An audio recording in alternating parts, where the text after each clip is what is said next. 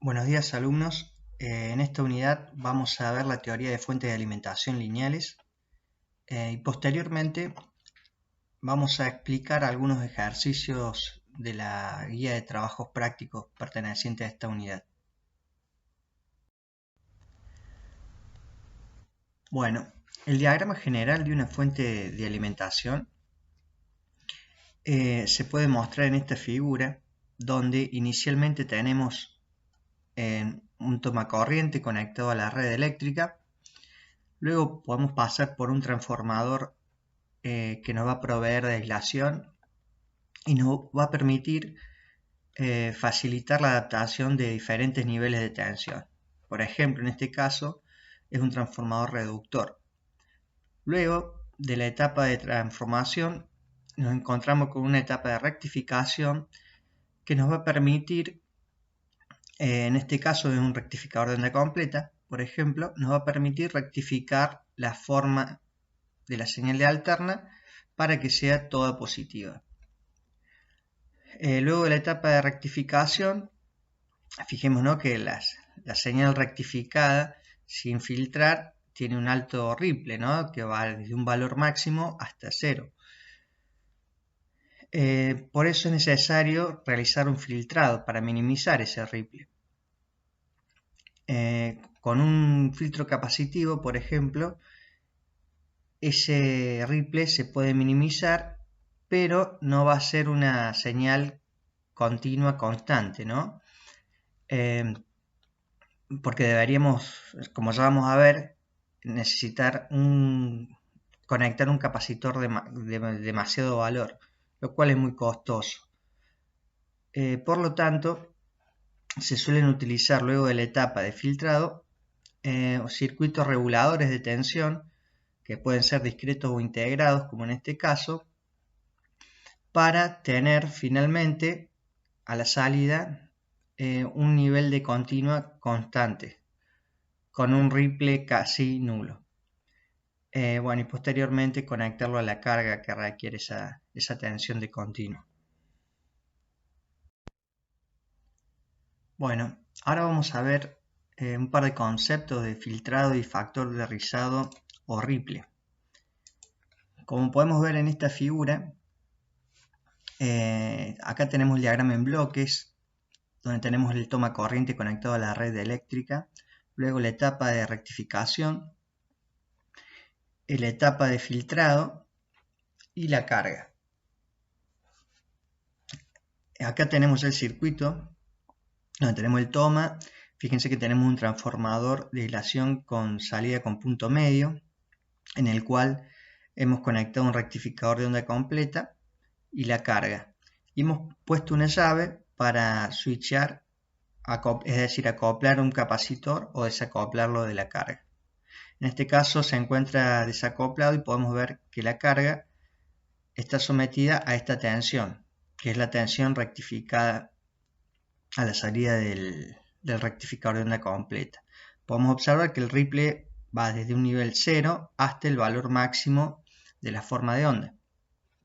En cambio, si activamos esta llave, es decir, acoplamos el capacitor en paralelo con la carga, podemos observar que la tensión es la que está en tono más oscuro, es decir, la tensión está filtrada y el ripple va desde un valor superior, mucho superior a 0, mucho mayor a 0, hasta el valor máximo de la tensión rectificada, lo cual ya se asemeja un poco más a la forma de onda de continua que vamos a desear tener a la salida. Bueno, suponiendo que a la salida tenemos esta forma de onda filtrada, vamos a definir qué es lo que es el ripple, ¿no? El ripple es la amplitud que tiene la tensión rectificada y va desde un valor mínimo hasta un valor máximo. Fíjense que si la frecuencia de la red tiene un determinado periodo, el periodo de esta señal filtrada es igual al periodo de la red sobre 2. Ahora definamos un poco algunas variables. La tensión pico a pico del ripple, ¿no?, la vamos a definir como delta B, que es el requerimiento de filtrado que vamos a necesitar para diseñar el filtro, ¿no? Ahora, la componente de continua de la salida, es decir, la tensión media de la salida, va a ser igual a la tensión máxima el valor máximo de la tensión rectificada, ¿tá?, que lo podemos ver en este gráfico, menos el ripple de tensión sobre 2, ¿sí?, delta B sobre 2.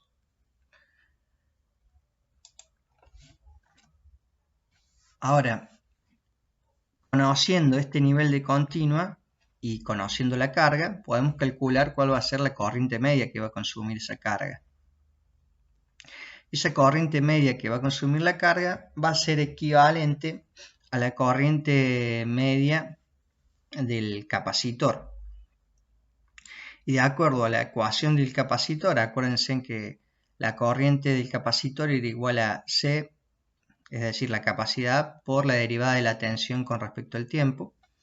Bueno, y si evaluamos en nuestra gráfica qué es delta B y qué es delta T, bueno, delta B es la amplitud del ripple y delta T era igual al periodo de la red sobre 2.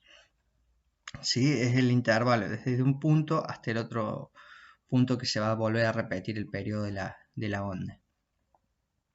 Bueno, de esta ecuación entonces podemos tener una aproximación para el diseño y el valor del capacitor va a estar determinado en función de la carga, del periodo y del ripple de tensión que nosotros deseamos. Ahora hay que realizar alguna observación, ¿no? Sobre todo, supongamos en el inicio de la forma de onda, es decir, cuando es la etapa de carga inicial del capacitor. Justamente por esta derivada de tensión respecto al tiempo, fíjense que en el inicio la pendiente en ese punto inicial, es decir, la derivada en ese punto inicial de carga, es muy elevada, lo cual va a implicar que la corriente de carga inicial del capacitor también lo sea elevado. Entonces, esa corriente va a tener que circular previamente por los diodos para alimentar ese filtro capacitivo. Entonces tenemos que tener cuidado de que los diodos no se nos quemen en esa carga inicial. Entonces, a la hora de seleccionar un diodo, por ejemplo, fíjense, aquí está la hoja de datos de un diodo 1N4007. Fíjense que la corriente promedio de este diodo, un diodo pequeño, ¿no?, es de 1 amper. La corriente directa promedio, es decir, cuando está polarizado en directa, ese diodo puede conducir 1 amper promedio. Ahora, fíjense que acá tenemos un valor que dice corriente directa pico no repetitiva, es decir, esto ha sido probado durante medio ciclo de una onda de 60 Hz. El diodo soporta hasta 30 amperes, solamente un pico de 30 amperes que no se vuelva a repetir. Bueno, eso está determinado para decirnos que este diodo va a soportar una corriente pico inicial durante la carga del filtro capacitivo de hasta 30 amperes. Si se superan ese pico de 30 amperes, el diodo se nos va a quemar en el primer medio ciclo de la forma de onda rectificada.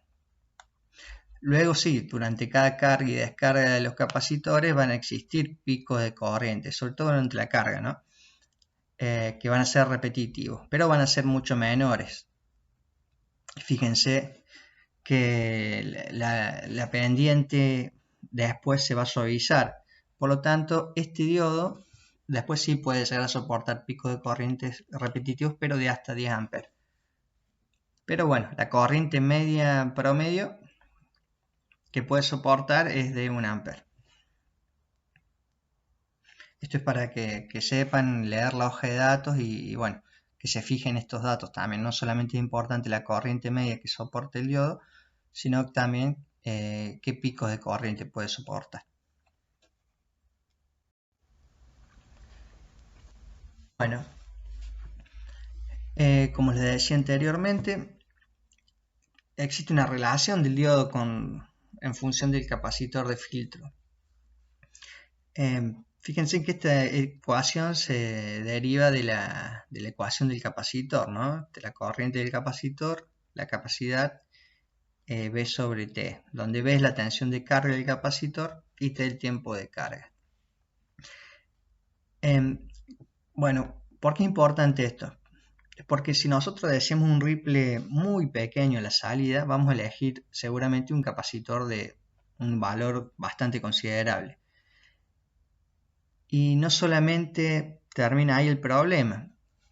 ¿Por qué? Porque si elegimos un valor de capacidad muy elevado, la corriente que van a tener que soportar los diodos también van a ser elevadas. Por lo tanto, vamos a tener que poner diodos de mayor tamaño, ¿sí? De mayor capacidad de conducción. Lo cual nos va a salir un poco, o nos va a ser un poco más costoso. O vamos a tener que tener cuidado o llegar a un equilibrio entre el ripple deseado, valor de capacidad, y los diodos que vamos a utilizar. Bueno, son consideraciones a tener en cuenta justamente para no quemar los dispositivos, sobre todo durante la carga de estos capacitores. Bueno, vamos a ver un ejemplo de una fuente de 30 watts. Fíjense que acá tenemos la salida o la tensión equivalente a la salida de un transformador de 220 a 18 más 18, ¿no? Es decir, con una tensión pico de 50 volts. Aplicamos un rectificador de onda completa en este caso y tenemos un filtro capacitivo conformado por dos capacitores de 1000 microfaradios conectados en serie. Y a la salida tenemos una resistencia que nos va a consumir 30 watts. Fíjense que acá tenemos la forma de onda de la tensión de entrada previa al rectificador. Luego tenemos la tensión en rojo, tenemos la tensión a la salida del rectificador y filtrada. Fíjense en el ripple que va desde unos 20 volts hasta unos 25 volts más o menos.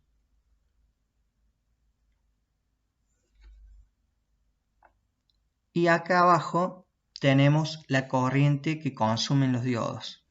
Fíjense en que en el primer semiciclo positivo los diodos que van a estar en conducción son D1 y D4. Ahora esos diodos, fíjense que durante la primera mitad del primer semiciclo, el pico de corriente es más del doble que los restos de los picos repetitivos durante la carga del capacitor. Bueno, eso se debe al dB/dt inicial de la carga del capacitor, ¿no? Consume una gran corriente, la pendiente es muy elevada. Luego, durante la carga, durante cada periodo de carga, se consumen picos de corriente, pero son mucho menores al pico de corriente inicial de la precarga del capacitor. Bueno, este sería el pico no repetitivo del diodo, pico no repetitivo de corriente del diodo, y estos son los picos repetitivos de corriente que se producen durante la carga del capacitor en cada ciclo de filtrado.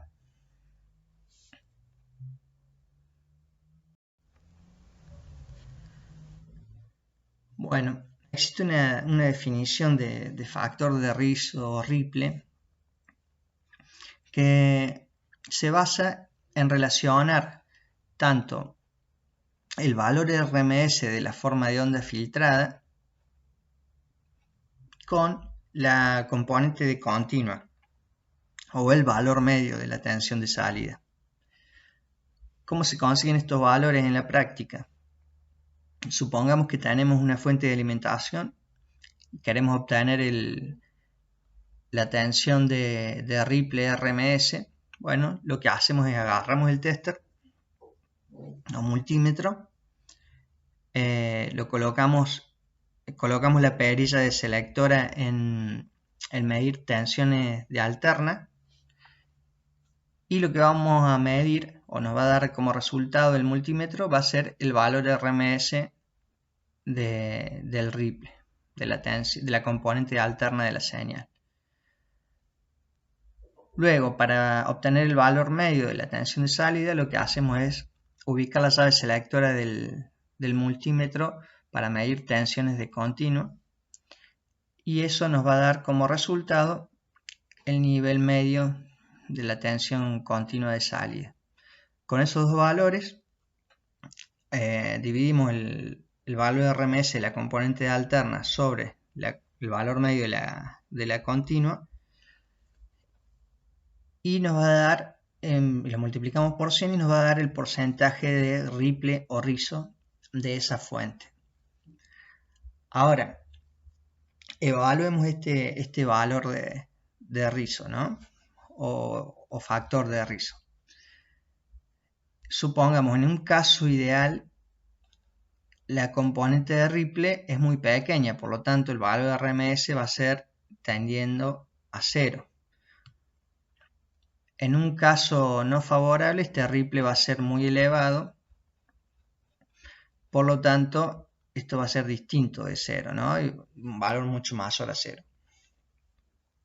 Entonces, como conclusión, el factor de Ripple, mientras más chico sea, mejor va a ser la calidad de tensión que vamos a tener a la salida del filtro, ¿sí? Si es mayor, bueno, va a implicar que tenemos un Ripple mucho mayor, por lo tanto la calidad de nuestra fuente de continua es mucho menor. Bueno, en esta tabla vamos a observar valores para un rectificador de media onda y un rectificador de onda completa. Fíjense que acá ya tenemos los valores de nivel medio de la tensión de salida o componente de continua, componente RMS del Ripple, todos estos valores sin filtrar, ¿no? Considerando la forma de onda sin utilizar un filtro capacitivo. Y el factor de Ripple, fíjense, 121% para el rectificador de media onda y 48% para el rectificador de onda completa. Por lo tanto, podemos determinar, obviamente, que la componente de RMS del Ripple, ¿no?, es mucho menor en un rectificador de onda completa que en un rectificador de media onda.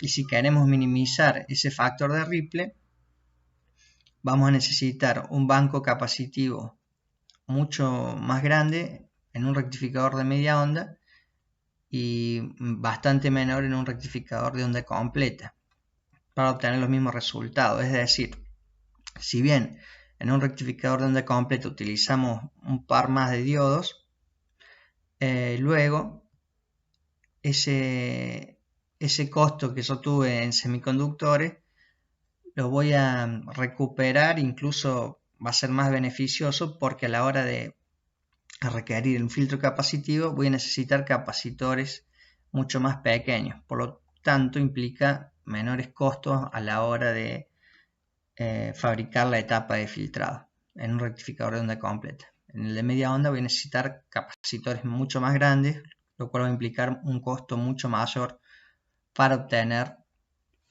buenos resultados. o un factor de ripple mucho menor. Bueno, otro parámetro a tener en cuenta en las fuentes de tensión lineales es la regulación de la fuente. En este gráfico, por ejemplo, podemos ver la fuente va a tener una determinada tensión de salida cuando no le aplicamos ninguna carga, y a medida que le vamos aplicando una carga de mayor valor, esa tensión va a ir bajando, va a ir disminuyendo el nivel. Bueno, y la diferencia entre la tensión sin carga y la tensión con carga sobre la tensión con carga nos va a determinar la regulación de tensión de esa fuente. Si la regulación de tensión, es decir, si esta tensión cuando no tengo carga es igual a cuando yo apliqué una carga, es decir, una regulación igual al 100%, es una fuente óptima, ¿no? Pero eso no pasa. Generalmente la tensión disminuye un determinado valor cuando le aplico una carga. Por lo tanto, la regulación de una fuente es menor al 100%. Por eso luego de la etapa de filtrado, suelen adherirse al circuitos reguladores de tensión para salvar estos inconvenientes, ¿no? Y que la fuente regule de mejor manera ante diferentes condiciones de carga.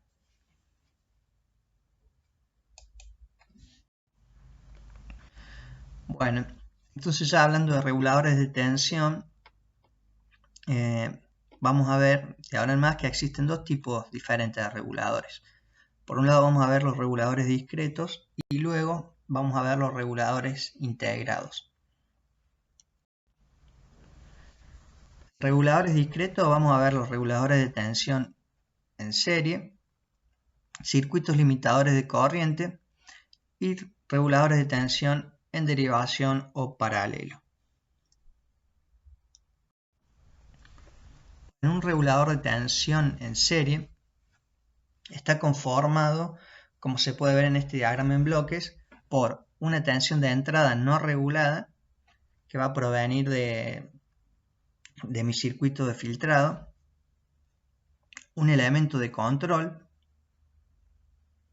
que me va a regular el paso de corriente hacia la salida, y en la salida vamos a tener una tensión de salida regulada, la cual se va a regular gracias a un circuito de muestreo que nos va a censar permanentemente la tensión de la salida y nos va a realimentar un circuito comparador que va a tener una tensión de referencia, la va a comparar con la tensión censada y va a enviar una señal de control al elemento de control para ir regulando la tensión de salida, para que no disminuya ni aumente a valores establecidos ya previamente mediante el voltaje de referencia que decíamos a la salida.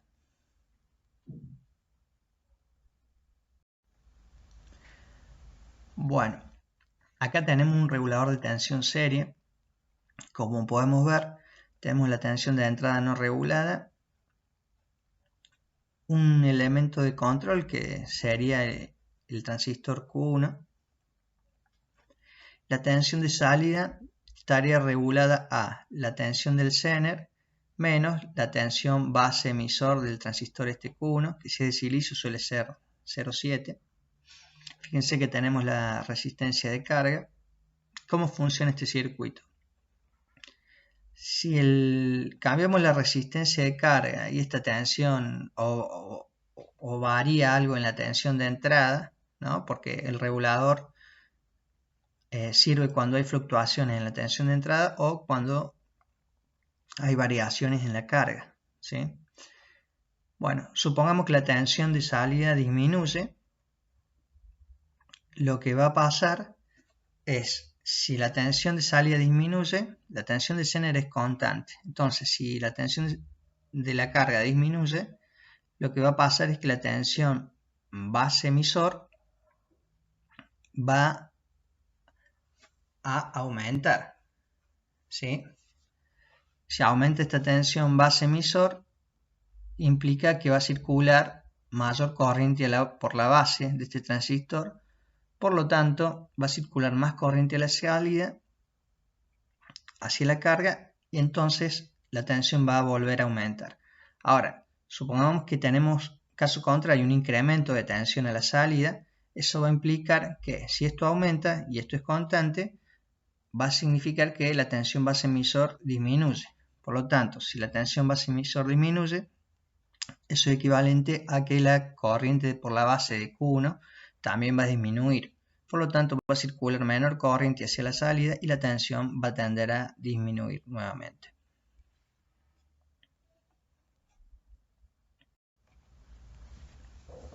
Bueno, en el caso anterior teníamos un transistor que podía controlar poca corriente.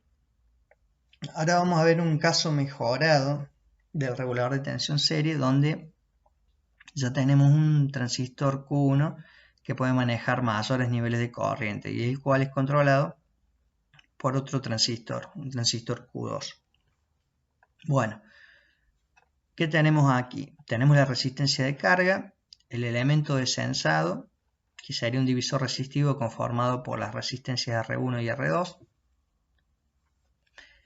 Y luego tenemos un circuito donde podemos observar que la caída de tensión en R2 va a ser igual a la tensión del Zener más la tensión de la unión base-emisor del transistor Q2.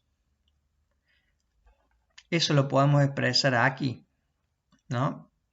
Que la tensión en R2 va a ser igual a la caída de tensión en R2 provocada por este divisor resistivo conformado por R1 y R2, que es lo que tenemos aquí. Y eso va a ser igual a la tensión del Zener más la caída de tensión entre base y emisor del transistor Q2. De esta ecuación podemos despejar la tensión de salida y la tensión de salida va a estar determinada por esta ecuación. ¿Cómo funciona el circuito? Bueno, podemos observar que si la tensión de salida disminuye, eso va a implicar que también disminuye V2, la caída de tensión en R2. Y si esto disminuye y la tensión del Zener es constante, entonces también va a disminuir la tensión base-emisor del transistor Q2, con lo cual va a determinar que se inyecte menos corriente por la base de Q2 y Q2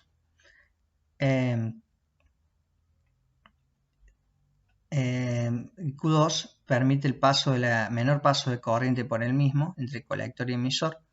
Por lo tanto, la corriente que circulaba por R4 se va a derivar en menor cantidad por Q2 y mayor cantidad hacia la base de Q1.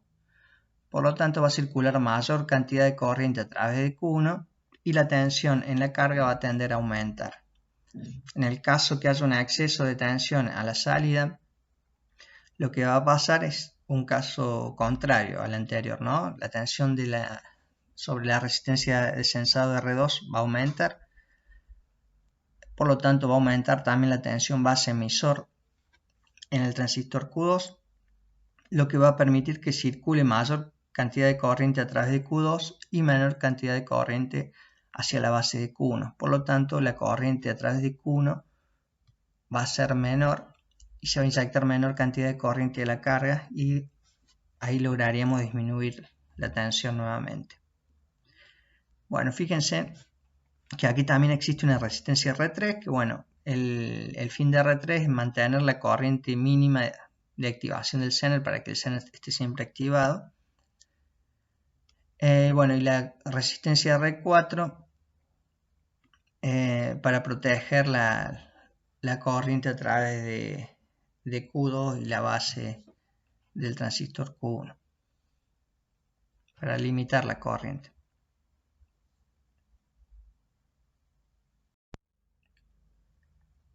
Bueno, ahora vamos a ver un regulador de tensión serie, pero que ya utiliza un amplificador operacional para regular la corriente de base del transistor Q1. Fíjense que tenemos la tensión de salida Nuestro sensor de tensión es un divisor resistivo conformado por R1 y R2. Nuestro elemento de referencia es la tensión del Zener. Y tenemos el elemento de control, que sería el amplificador operacional, ¿no? Y el elemento de comparación, perdón.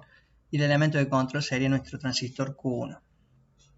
Bueno, si analizamos este operacional, esto se va a mantener en equilibrio cuando la tensión Zener y la tensión sobre la resistencia R2 sean iguales, ¿sí? Entonces, si de esta ecuación despejamos la tensión de salida, vamos a observar que la tensión de salida va a estar determinada por esta ecuación, ¿sí? Bueno, ¿cómo funciona esto? Supongamos que la tensión de salida aumenta. Eso va a implicar que la tensión sobre R2 aumente, con lo cual vamos a tener a la salida de este comparador un error. Un error en este caso, si esta tensión es mayor a la tensión de Zener porque aumentó la tensión de salida, va a ser un error negativo. Por lo tanto, la tensión de la base, la corriente de base va a disminuir y eso va a provocar que circule menor cantidad de corriente a través del transistor Q1. Por lo tanto, la tensión de salida tenderá a disminuir. En el caso contrario, que esta tensión haya disminuido, eso va a significar que la caída de tensión en R2 disminuya. Por lo tanto, el error a la salida de este comparador va a ser positivo, lo cual va a implicar una mayor corriente a la base del transistor Q1 y eso va a implicar que circule mayor cantidad de corriente a través de Q1 y aumente la tensión de salida.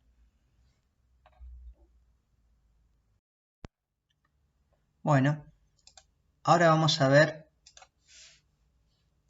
cómo funciona el mismo circuito anterior, pero agregándole un limitador de corriente. Que si observan, el circuito es equivalente al regulador que mostrábamos anteriormente, pero le hemos agregado un transistor Q2 y una resistencia para el sensado de corriente. ¿Cómo funciona este circuito? Bueno, este circuito, como hemos dicho en el caso anterior, tiene el sensor de tensión por medio de este divisor resistivo. Si la tensión en R2 aumentaba, si la tensión de la salida aumentaba, la tensión en R2 aumenta también. Y si esa tensión es mayor a la tensión de Zener, acá vamos a tener una disminución en la corriente de Q1, va a circular menor corriente hacia la carga y la tensión disminuye a la normalidad. Ahora, caso contrario, si esta tensión disminuye además, esta tensión, caída de tensión en R2 es menor a la tensión del Zener, por lo tanto el error acá es positivo. Existe un incremento en la corriente de base del transistor Q1, circula mayor cantidad de corriente y aumenta la tensión. Ahora, en el caso que conectemos una carga que consuma demasiada corriente, eso va a implicar que circule mucha corriente a través de Q1 y que la caída de tensión en la resistencia de sensado aumente. Si esa tensión aumenta por encima de los 0,7 y me activa el transistor Q2 porque se incrementa la tensión entre base y emisor de Q2, eso va a implicar que la corriente en la base de Q2 aumente. Se me activa Q2, extrae corriente de la base de Q1, disminuye la corriente entonces de la base de Q1 y circula menor cantidad de corriente a través de Q1. Por lo tanto, disminuye la corriente hacia la carga. Y así es como funciona el circuito limitador de corriente. Entonces, esta resistencia de sensado de corriente vamos a tener que seleccionarla en función de la corriente máxima que queremos que circule por el transistor Q1 y hacia la carga. Por ejemplo, si queremos que la corriente máxima sea de 10 amperes, ¿no?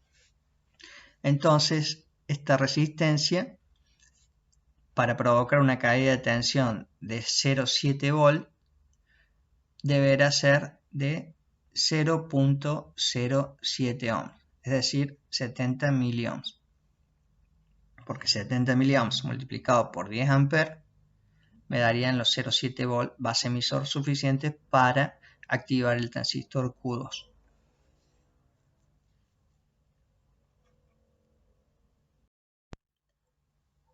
Bueno, ahora vamos a ver los reguladores de tensión en derivación o paralelo, donde podemos observar que, al igual que en los casos anteriores, existe un circuito de muestreo o sensado, una tensión de referencia y un circuito comparador que me va a comparar la referencia con la tensión de realimentación y me va a proveer de una señal de control al elemento de control que va a actuar como regulador de tensión.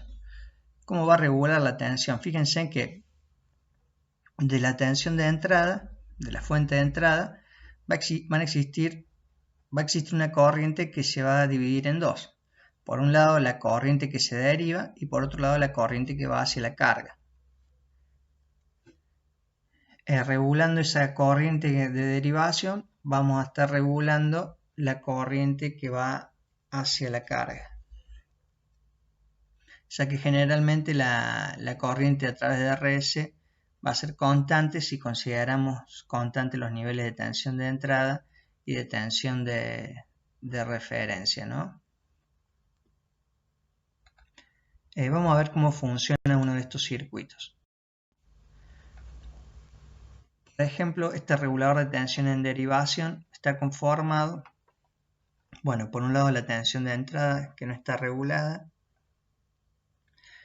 la tensión de Zener, fíjense que tenemos un Zener cuya tensión es constante, luego tenemos una caída de tensión entre la base y emisor de este transistor, la sumatoria de las dos tensiones va a ser equivalente a la caída de tensión en la carga.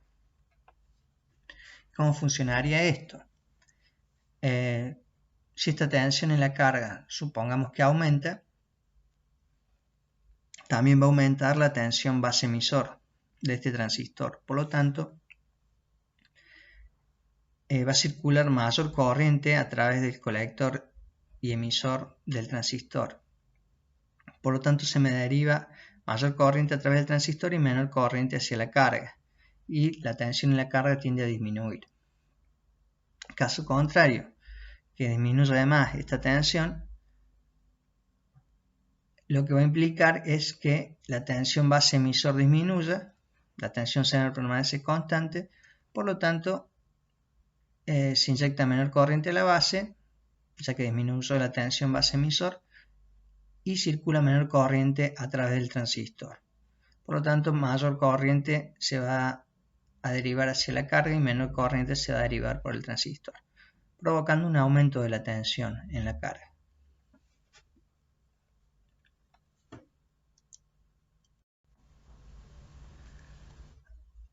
Ahora fijémonos cómo funciona un regulador de tensión en derivación, pero mejorado. Fíjense que aquí tenemos la carga, luego tenemos la referencia que es la tensión Zener y dos transistores. Un transistor Q2 que me va a controlar la corriente inyectada a la base de Q1 y Q1 va a ser el elemento de derivación de corriente. Si analizamos este circuito podemos observar que la tensión a la salida va a ser equivalente a la suma de las tensiones del Zener más la tensión base emisor del transistor Q2 más la tensión base emisor del transistor Q1, ¿no? Si seguimos esta malla. Bueno, ¿Cómo funcionaría esto? La tensión Zener va a ser constante. Si esa tensión es constante y supongamos que la tensión de salida aumenta, bueno, entonces va a implicar que también aumente la tensión base emisor de Q2 y base emisor de Q1. Si aumenta la tensión base emisor de Q2, eso va a implicar que circule mayor corriente a través de Q2 hacia la base de Q1, con lo cual implica que va a circular aumenta la tensión en base emisor de Q1 y circula mayor corriente a través de Q1. Si circula mayor corriente a través de Q1, se deriva mayor corriente a través de Q1 y menor corriente hacia la salida, por lo cual disminuye la tensión en la carga. Ahora supongamos que la tensión de la carga disminuye demasiado o por debajo del valor de referencia, entonces esto va a implicar que la tensión base emisor de Q2 disminuya también, disminuye la corriente inyectada a la base de Q1, la tensión base emisor Q1 disminuye y la corriente que circula o que se deriva a través de Q1 también disminuye, por lo tanto aumenta la corriente hacia la salida, incrementando el nivel de tensión de la salida. Bueno, las tensiones de equilibrio serían la tensión Zener, que va a ser nuestra referencia, y los 0,7 si se trata de dos transistores de silicio, que van a ser las tensiones entre base y emisor de cada uno de esos. Bueno, ahora si analizamos un regulador de tensión en derivación ya con un elemento de comparación que no va a ser un transistor, sino que va a ser un amplificador operacional, un comparador como vemos aquí en la gráfica, podemos observar que tenemos la tensión de entrada no regulada, la tensión de salida regulada, tenemos la carga, un divisor resistivo que funciona como circuito de sensado muestreo, que me va a realimentar positivamente ahora un amplificador operacional, una tensión de referencia Zener que está alimentando el terminal negativo del comparador. ¿Y cómo funcionaría esto? Si la tensión aumenta a la salida, implica que aumente la caída de tensión en R2. Si esta tensión en R2 aumenta y supera el nivel de tensión del comparador, que sería de referencia, que sería la tensión Zener, el error va a ser positivo, por lo tanto se inyecta mayor corriente a Q1 y eso implica que circule mayor corriente a través de Q1. Por lo tanto, menor cantidad de corriente va a circular hacia la carga y la tensión tenderá a disminuir. En el caso contrario, que haya una disminución en la tensión de salida, eso va a implicar que la tensión en R2 disminuya también. Por lo tanto, si la tensión Zener de referencia es mayor, el error va a ser negativo, lo cual va a implicar una menor cantidad de corriente inyectada a la base. Entonces se deriva menor corriente a través de Q1 y circula mayor corriente hacia la carga, lo cual permite que se aumente la tensión en la carga. Y así el regulador podría regular ante disminuciones de tensión o incremento de tensión a la salida.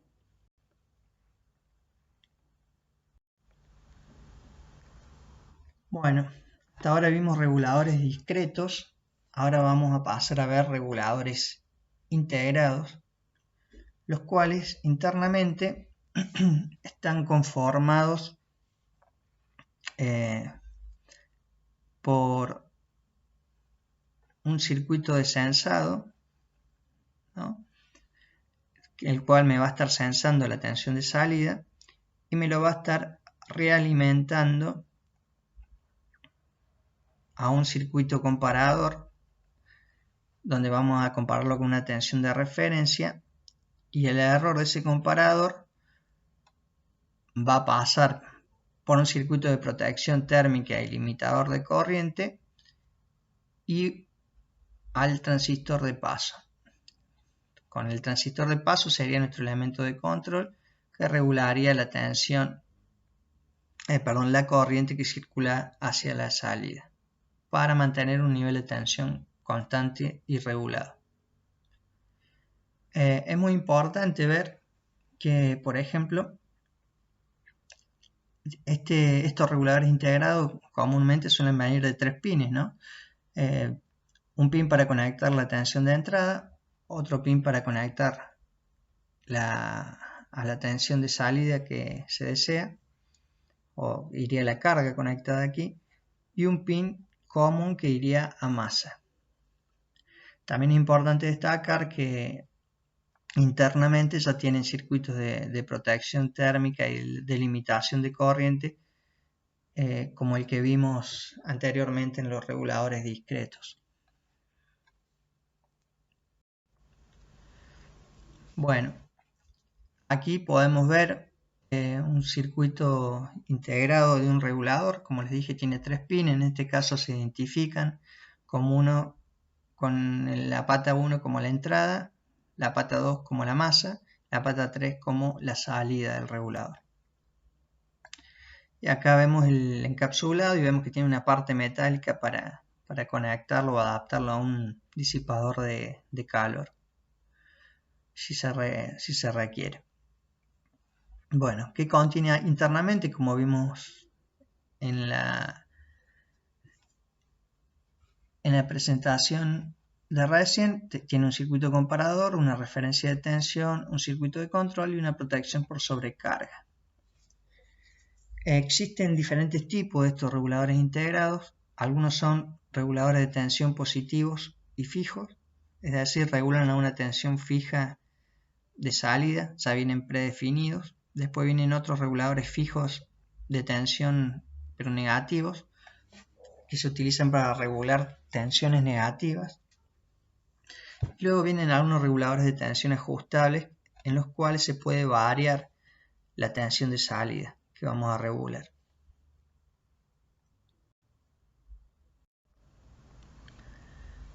Bueno, ¿cómo se conectaría un regulador de tensión de 3 terminales? En este caso, positivo. Fíjense, podemos observar, acá tenemos el regulador de tensión con sus 3 terminales. A la entrada tenemos la tensión de entrada.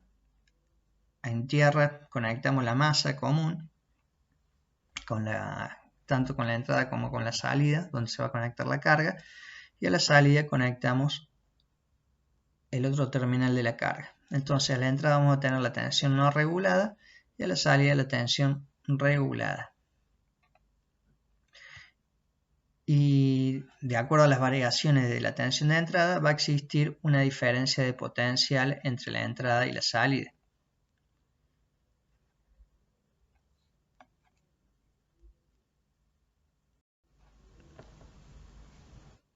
Bueno, aquí vemos un ejemplo de un regulador de tensión positiva 7812. Generalmente los reguladores positivos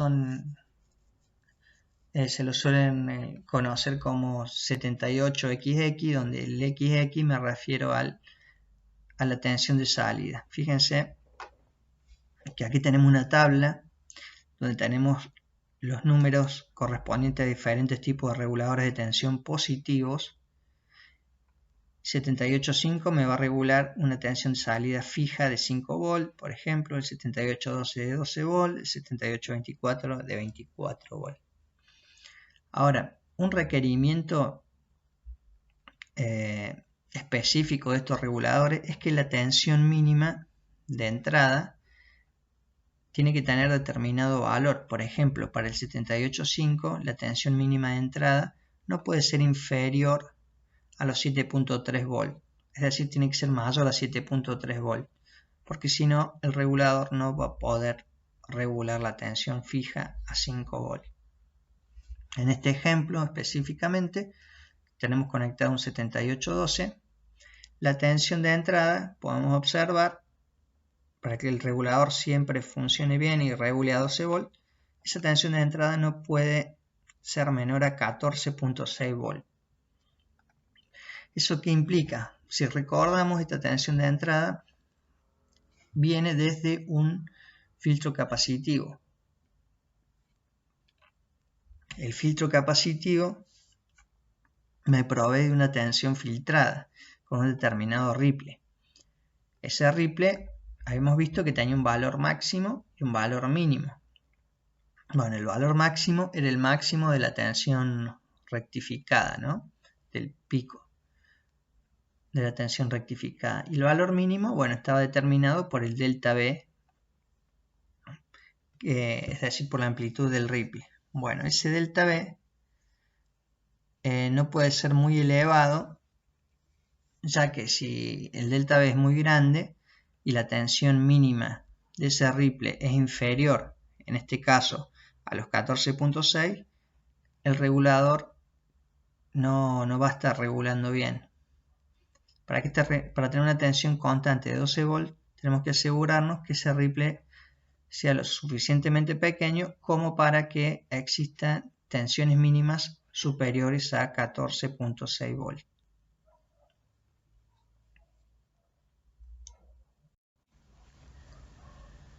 Bueno, acá tenemos, aparte del regulador, el resto del circuito, el toma corriente conectado a la red, un transformador con punto medio y un rectificador de onda completa, con su respectivo capacitor de filtro.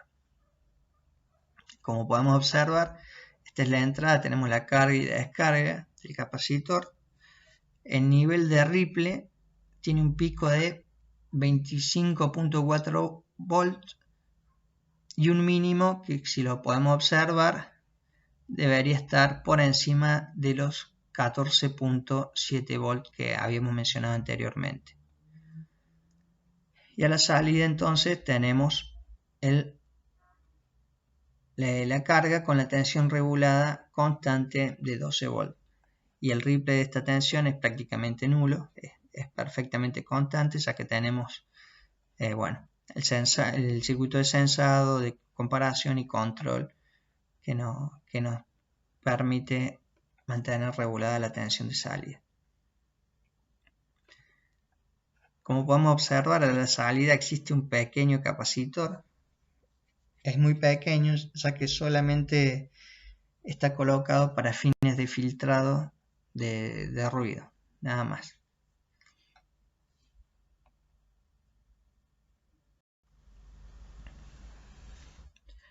Bueno, ahora vamos a ver cómo se conecta un regulador fijo de tensión, pero negativo. Fíjense que, a diferencia del caso anterior, el potencial de la masa es más positivo que el potencial de la tensión de entrada. Bueno, acá tenemos la tensión de entrada no regulada, que sería negativa con respecto a masa, y la tensión de salida regulada, que también sería negativa respecto a la masa. Y aquí tendríamos la carga. Al igual que en el caso anterior, ante fluctuaciones de la tensión de entrada, va a existir siempre una diferencia de tensión entre la entrada y la salida.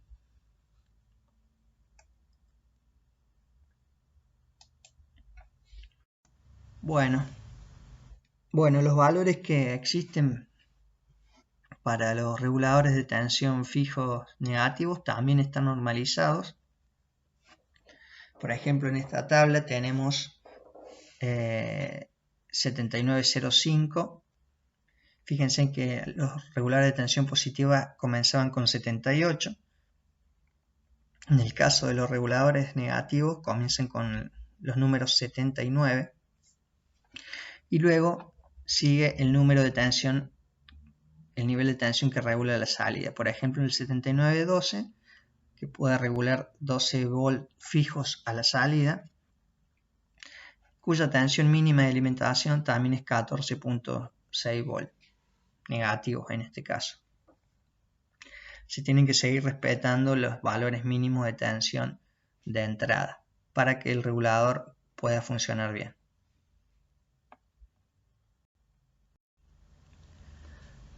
Ahora veremos un regulador de tensión ajustable.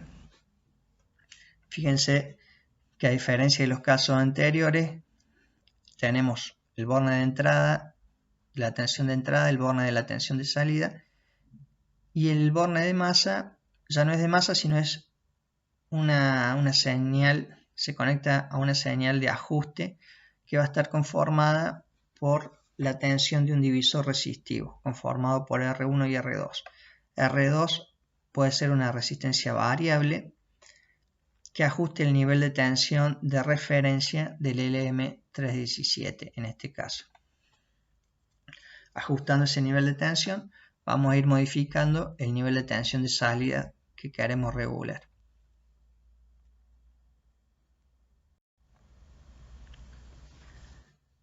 Bueno, vamos a ver cómo podemos hacer para aumentar la capacidad de corriente de un regulador. Supongamos que tenemos un LM78, es decir, un regulador de tensión positivo. A este regulador no le podemos sacar más de 1 ampere. Entonces, supongamos que queremos sacarle más de 1 ampere. Bueno, lo que podemos hacer es conectarle un transistor externo. Fíjense que el emisor del transistor está conectado a la tensión de entrada. Luego existe una resistencia que me va a provocar una caída de tensión entre la base y el emisor. La base está conectada al otro borne de la resistencia. Y el colector del transistor a la salida del regulador. ¿Cómo funciona esto? Bueno, observemos en primer lugar que el transistor Q1 es un transistor del tipo PNP. Por lo tanto, cuando por aquí circula una corriente, si en este caso R1 es de 0,7 ohm y la corriente es menor a 1 ampere, bueno, la corriente va a circular por el regulador LM78 hacia la salida. Pero cuando esa corriente supere 1 ampere, acá en la resistencia R1 vamos a tener una caída de tensión menos mayor a 0,7 volt. Por lo tanto, se me va a activar el transistor Q1 y la corriente va a circular a partir de 1 ampere, va a circular por el transistor Q1 a la salida. Y la salida siempre se va a mantener regulada al nivel de tensión del regulador del LM78. Por lo tanto, hemos conseguido con este circuito extra aumentar la corriente que se puede inyectar a la carga, pero siempre manteniendo la regulación de tensión gracias al regulador LM78XX. Por este regulador no va a circular más de 1 ampere y cuando se exceda al 1 ampere para la carga, va a circular esa corriente a través del transistor Q1.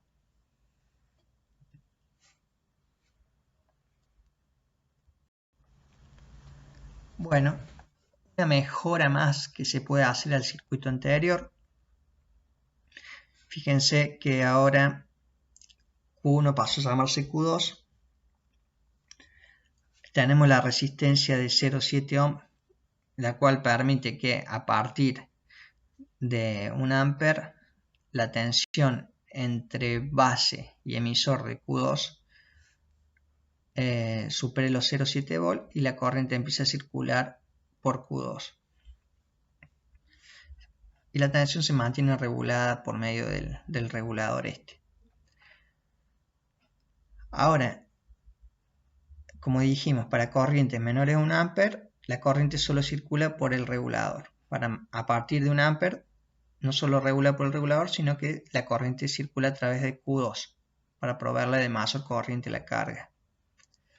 Ahora, ¿qué pasaría si la corriente que está circulando por la carga supera los 10 amperes? En este caso tenemos, fíjense, una resistencia R2 y un transistor Q1 que a partir de los 10 amperes se va a activar el transistor Q1, ya que acá vamos a tener una tensión superior a 0,7 volt en R2. se me activa Q1 y la corriente superior a 10 amperes se va a circular a través de Q1 hacia el regulador, lo cual va a permitir que se produzca el apagado térmico del regulador, porque se va a calentar en exceso, como si fuera un cortocircuito. Y gracias a eso se va a desacoplar la carga, porque va a haber un apagado térmico del regulador. Y con eso podemos hacer una protección contra cortocircuitos en nuestro regulador, ¿no? Entonces este sería un regulador completo, o sea que regula tensión. Podemos darle mayor corriente, pero cuando hace un cortocircuito que demanda una corriente mayor a 10 amperes para este diseño, se me activa el apagado térmico del regulador, ya que se me activó Q1 y existe un incremento brusco de la corriente a través del regulador LM.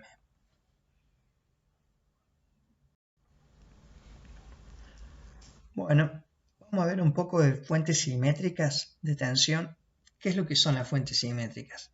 Las fuentes simétricas son fuentes de tensiones que tienen a la salida un punto común de masa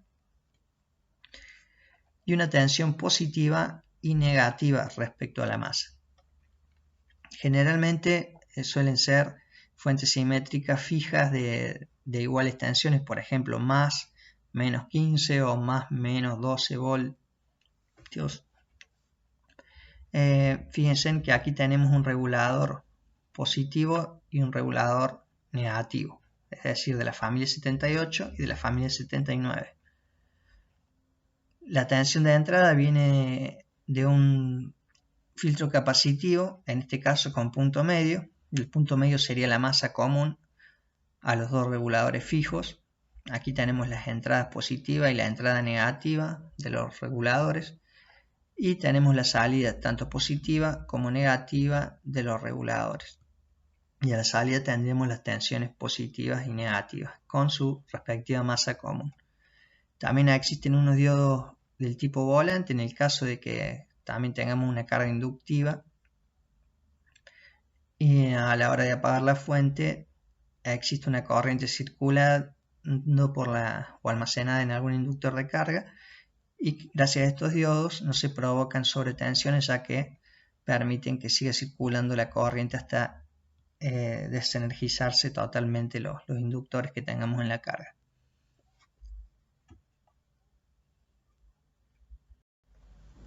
Bueno, aplicaciones prácticas de lo que hemos visto hasta ahora se pueden aplicar en cualquier fuente lineal regulada de corriente continua.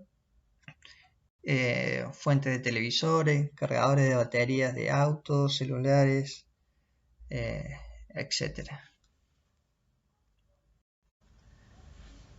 Bueno, ahora ya hemos finalizado la teoría y vamos a comenzar con la explicación de la guía de trabajos prácticos de fuentes de alimentación lineales.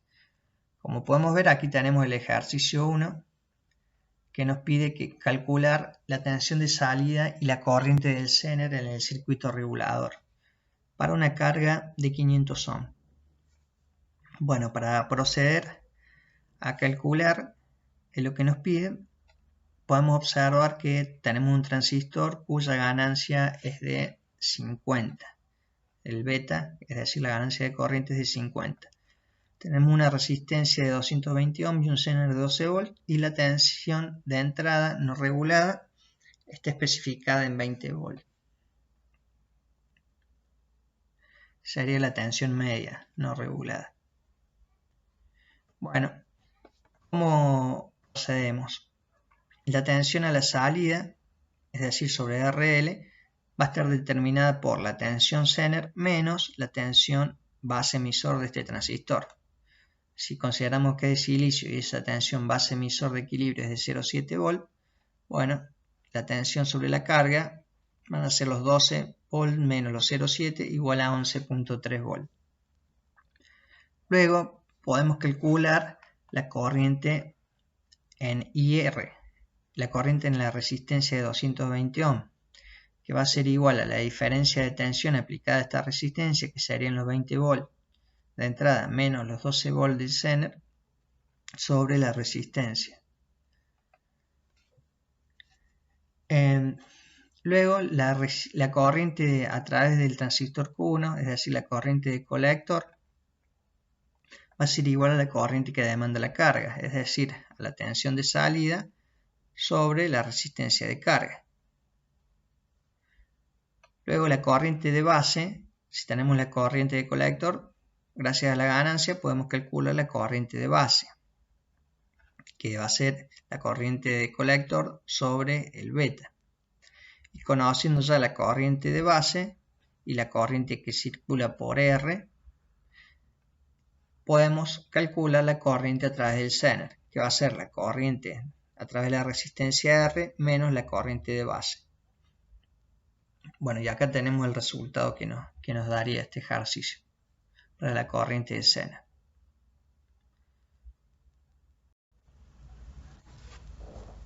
Bueno, vamos a ver cómo se resuelve el ejercicio número 2 de la guía, donde nos pregunta qué voltaje de salida regulado proporciona el circuito de la figura para los elementos de circuito R1, R2 y una tensión Zener de 8.3 volts. Bueno, para proceder a resolver este ejercicio, como podemos observar, tenemos que calcular cuánto vale la tensión en R2, que sería nuestro circuito de sensado. La tensión en R2 es igual a la tensión de salida sobre R1 más R2 por R2, como tenemos en esta ecuación. Y esa tensión es igual a la tensión Zener más la tensión base emisor del transistor Q2. De esta ecuación podemos despejar la tensión de salida y, considerando que la caída de tensión entre base y emisor del transistor de silicio es de 0,7, para los valores ya predefinidos, la tensión de salida nos daría unos 15 volts.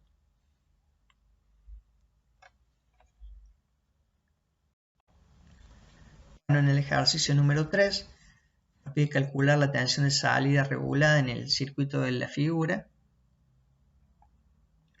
Podemos observar que la caída de tensión en la resistencia de 10 ohm, que sería la componente del divisor resistivo, es conformado por la de 30 kΩ y la resistencia de 10 kΩ, tiene que ser igual a la tensión Zener para que este circuito se mantenga en equilibrio. Bueno, entonces la tensión Zener menos la caída de tensión en la resistencia de 10 kΩ debería ser igual a 0. Si despejamos la tensión de salida de esta ecuación, eso va a estar determinado por la tensión Zener por R1 más R2 sobre R2, lo cual nos da 24.8 volts.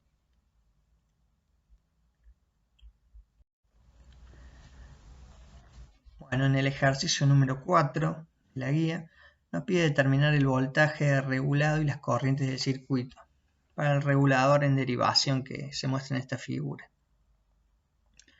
Bueno, para ello es necesario, recordamos de la teoría, que la tensión de salida era igual a la tensión Zener más la tensión base emisor de este transistor. Por lo tanto, eso lo podemos escribir en esta ecuación.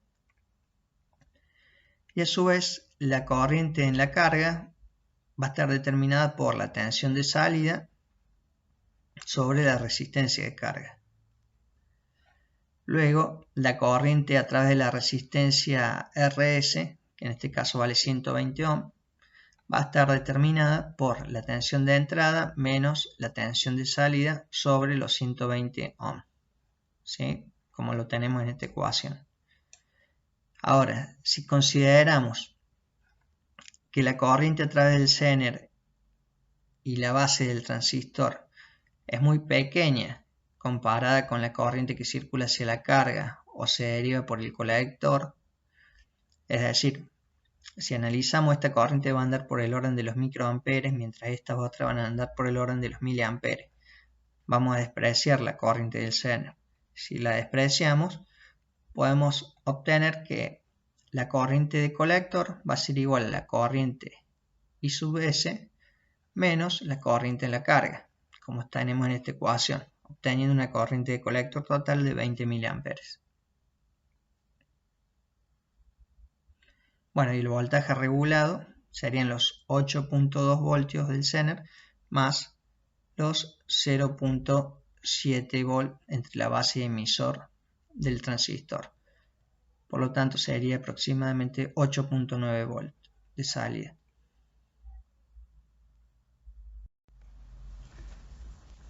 Bueno, finalmente tenemos el ejercicio número 5 de la guía, donde nos pide diseñar una fuente de tensión de 30 watts compuesta por un rectificador en configuración de puente de onda completa, un filtro capacitivo y dos reguladores de tensión integrados para proporcionar salidas de más o menos 15 volts. Bueno, aquí tenemos un circuito modelo, ¿no?, que puede provenir de un transformador de alimentación de 220 volts a 18 más 18 volts. Estas son tensiones RMS, ¿no? Es decir, una tensión de salida total pico de 50 volts. Fíjense, acá tenemos un puente rectificador. Bueno, en este caso hemos puesto diodos de señal, que bueno, van a servir obviamente, pero pueden ponerse diodos un poco más lentos, como los 1N4007, por ejemplo. Bueno, tenemos el puente rectificador de onda completa, dos capacitores. ¿Por qué? Porque queremos una tensión positiva, una negativa y un punto de referencia medio. Fíjense en que hay dos resistencias de 1 mega conectadas cada una en paralelo con cada uno de los capacitores. Esto solo he puesto así para equilibrar la carga de los capacitores, porque en la vida real la capacidad de carga no es exactamente la misma. Entonces, para equilibrar esas tensiones que sean iguales, se colocan resistencias en paralelo que no consuman potencia, por eso son demasiado grandes estas resistencias, sino que cuyo fin es equilibrar la capacidad de carga de los dos capacitores de filtrado. En este caso he puesto capacitores de 1000 micros cada uno, 1000 microfaradios. Luego tenemos un LM7815, un regulador fijo positivo, y un LM7915, que es un regulador fijo negativo. Ambos comparten la misma masa, y a la salida tengo la tensión fija positiva de 15 volt regulada, y a la salida la tensión fija de 15 volt negativos regulados. Entonces tengo más 15 volt en R1 y menos 15 volt en R2. Como podemos ver, en verde está la tensión de entrada del rectificador, en rojo la tensión de salida filtrada, en azul la tensión fija regulada positiva y en amarillo la tensión fija regulada negativa. Bueno, acá tenemos los resultados de simulación en OrCAD WebPage. Fíjense, en verde está la tensión de alterna, en rojo está la regulada. Fíjense que el mínimo de la tensión de Ripple es lo suficientemente mayor como para que se mantenga activado el regulador de tensión fijo positivo y el regulador de tensión fijo negativo, tanto de 15 volt positivo, 15 volt negativo, y bueno, y tenemos la masa. Esas serían las formas de onda de tensión del circuito. Bueno, si hay alguna duda respecto a la teoría o los ejercicios resueltos, estamos disponibles para cualquier consulta. Espero que la clase haya sido de su agrado y bueno, saludos a todos.